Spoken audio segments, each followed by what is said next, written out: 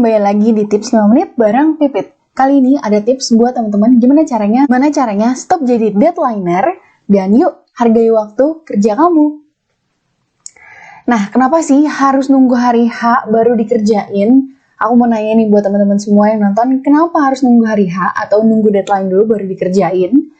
Deadline itu sebenarnya sebuah kata yang memang sering bikin takut para pekerja atau orang-orang atau ya pokoknya yang punya tugas ya kan. Padahal deadline itu merupakan hal yang biasa terutama dalam bisnis gitu ya. Terutama kalau misalnya teman-teman menjalankan bisnis, deadline itu tuh salah satu yang sangat penting gitu. Adanya deadline sama dengan adanya target pekerjaan atau target perusahaan. Bayangin, kalau misalnya teman-teman udah menyusun target perusahaan atau target bisnis teman-teman sendiri deh, misalnya bisnis kecil, bisnis online.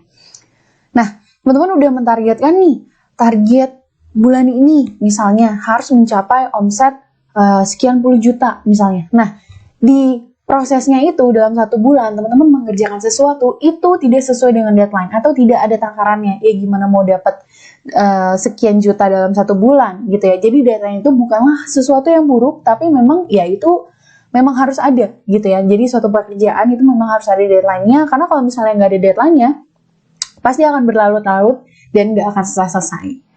Nah, kemudian ada beberapa alasan nih yang sering terdengar ketika ditanya kenapa sih harus nunggu hari H baru dikerjain?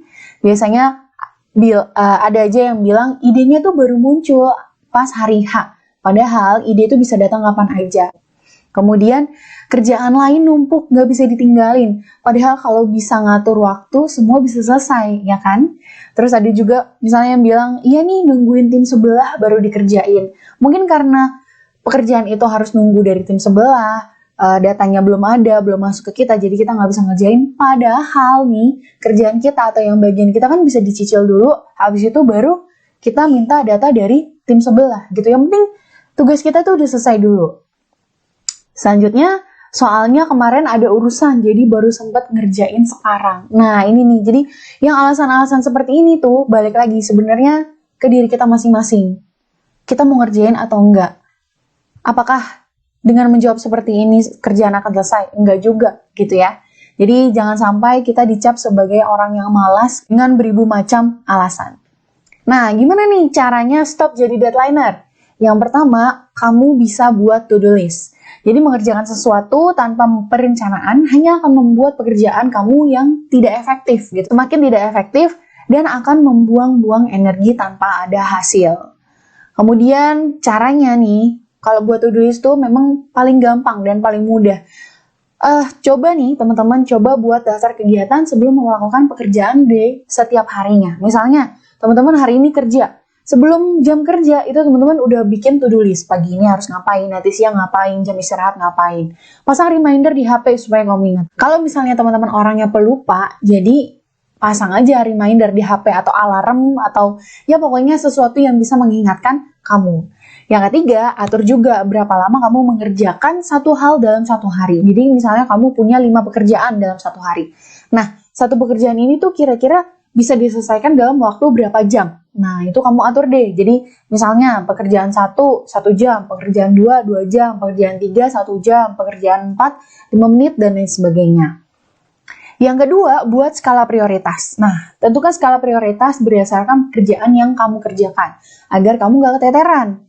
Kalau kamu tahu mana prioritas utama yang akan dikerjakan, nah ini akan sangat mempermudah sekali dan bahkan kamu bisa terhindar dari yang namanya deadliner. Gimana cara menentukannya? Yang pertama, kamu bisa lebih santai dalam mengerjakan. Ya, ini salah satu keuntungan ketika kamu menentukan skala prioritas. Karena sudah tahu nih mana yang harus didahulukan dan mana yang bisa dikesampingkan. Bukan di nanti-nanti ya, tapi dikesampingkan gitu. Akan dikerjakan tapi setelah pekerjaan yang satu selesai. Tidak terburu-buru dalam mengerjakan sesuatu karena kamu sudah tahu prioritasnya. Tidak stres karena banyak kerjaan yang belum selesai dan lebih teratur dalam bekerja.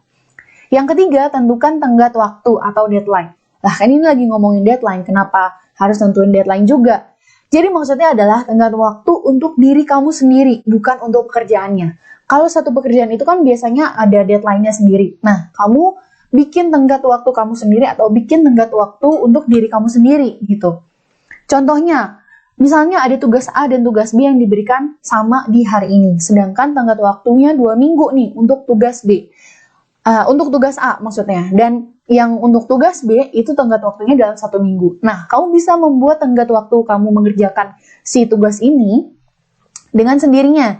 Jadi maksudnya adalah, misalnya kalau misalnya yang A itu tenggat waktunya 2 minggu, berarti kamu bisa spare waktu sekitar 2 atau 3 hari untuk mengumpulkan ke atasan, misalnya gitu. Jadi kalau misalnya atasan bilang, ini revisi nih, jadi kamu masih punya waktu spare 2-3 hari. Begitupun juga dengan tugas-tugas yang lainnya.